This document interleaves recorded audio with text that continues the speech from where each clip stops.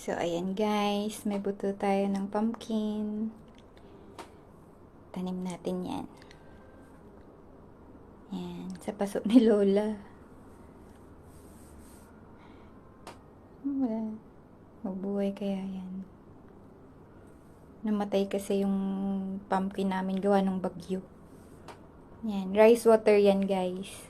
Nalatutunan ko lang yan kay Lola. Yan yung nagpapataba ng mga halaman niya dyan. Yan. Baka malunod na yung buto. Yan. Tanim ni Lola yan. Malalaki na. Yan o, tanim niya yan.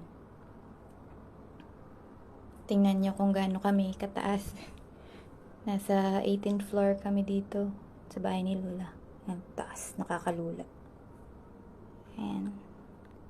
Ano kaya? Mabuhay kaya yan? Yan.